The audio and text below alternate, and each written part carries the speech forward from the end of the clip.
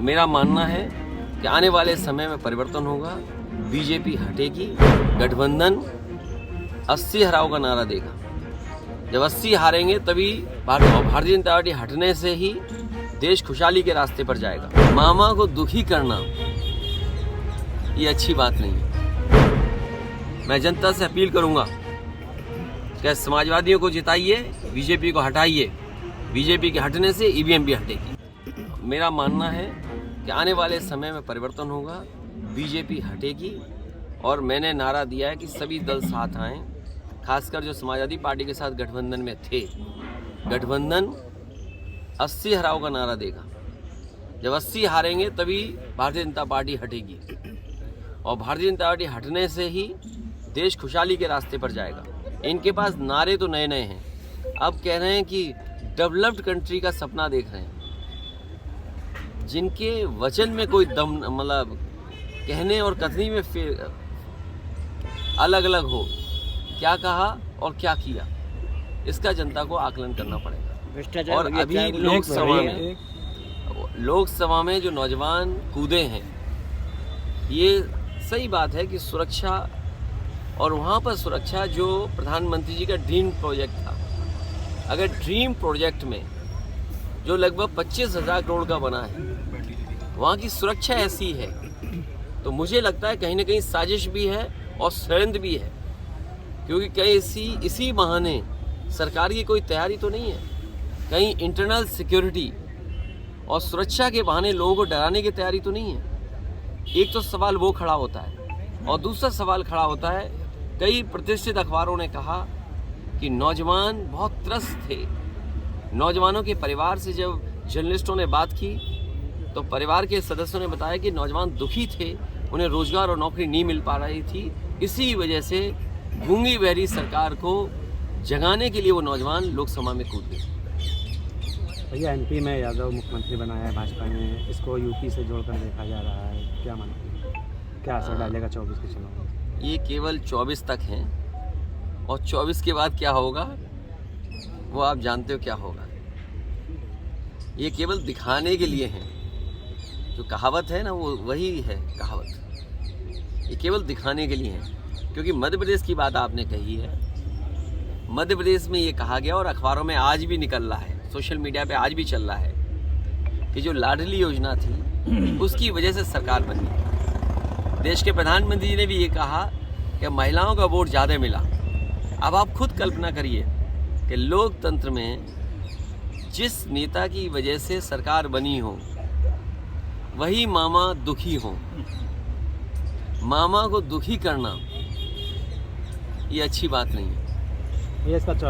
और इसका परिणाम जो आने वाला है तो वो आने वाले समय में 24 को आप देख लेंगे। 24 में भैया, इंडिया गठबंधन को लेकर क्या? इंडिया गठबंधन होगा और मैंने पहले भी कहा कि ये जो परिणाम आए हैं इससे इंडिया गठबंधन और मजबूत होगा।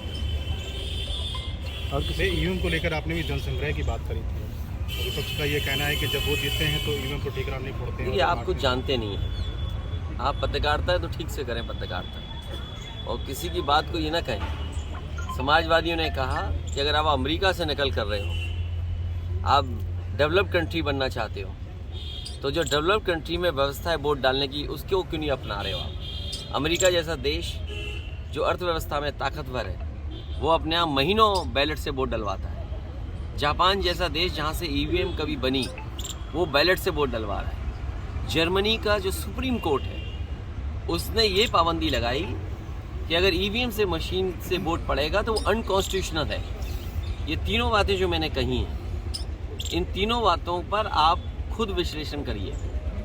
और भारत सरकार ये कह रही है कि हम दुनिया में सबसे ताकतवर देश बनने जा रहे हैं और बनना चाहते हैं। तो क्या अविश्वास के साथ आप ताकतवर बनना चाहते हैं? जनता को विश्वास हो और सीक्रेट बैलेट, आज तो ये पता लग जाता है इस गांव में, इस मजरे में वोट किसको मिलने वाला है, किसको पड़ने वाला है। तो ये सीक्रेट बैलेट कहाँ है वोटिंग?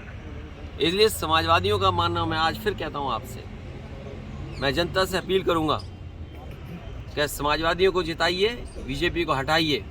बीजेपी के हटने से ईवीएम भी हटेगी। इंडिया गठबंधन में समाजवादियों का प्रस्ताव होगा और जनता से अपील होगी उसके माध्यम से कि देश में ईवीएम हटे, बीजेपी हटेगी तो उससे ईवीएम हट जाएगी। भैया अगर इंडिया गठबंधन में इस पर क्या कहेंगे? मैंने कई मौक़ों पर कहा कि जिस तरह का परिणाम आया है भारतीय जनता पार्टी के लिए चिंता का विषय है।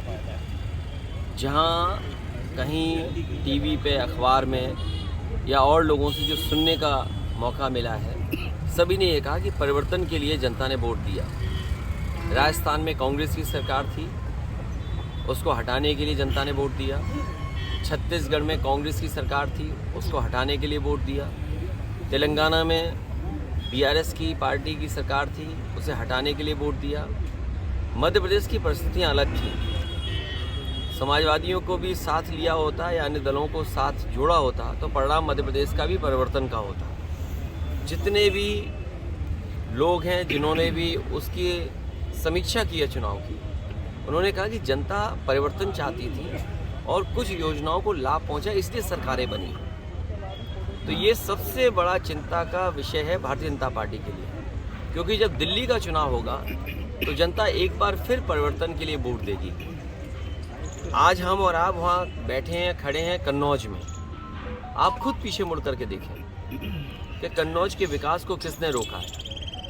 ये बातें तो बड़ी बड़ी विकास की करते हैं, बातें इनकी विकास की हैं, लेकिन काम इनके विनाश के हैं। यही मंडी जिसमें आलू से लेकर के किसान को हर फसल की सुविधा मिल जाती है, वो अभी भी आधी अधूरी पड़ी हुई है। केवल हम लोगों के बोलने की वजह से वो चालू हो गई।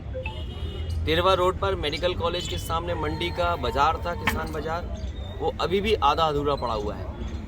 मेडिकल कॉलेज की स्थिति हमसे बेहतर आप जानते हैं, और अगर आपको दिखाना हो और अगर आप सच्चे और ईमानदार पत्रकार हैं तो अपने कैमरे और माइक लेकर के मेडिकल कॉलेज में किसी कोने में चले जाएं। जिस तरह से बजट मिलना चाहिए था वो बजट नहीं मिला, और ना बजट मिलने की वजह से आज मेडिकल कॉलेज में किसी भी गरीब का, किसान का और गांव में रहने वालों का इलाज नहीं हो पा रहा है। जिला अस्पताल में वो सुविधाएं नहीं हैं जहां गरीबों को इलाज मिल पाए, और लगातार अन्याय लोगों पर हो रहा है। महंगाई बढ़ गई, बेरोजगारी बढ़ गई।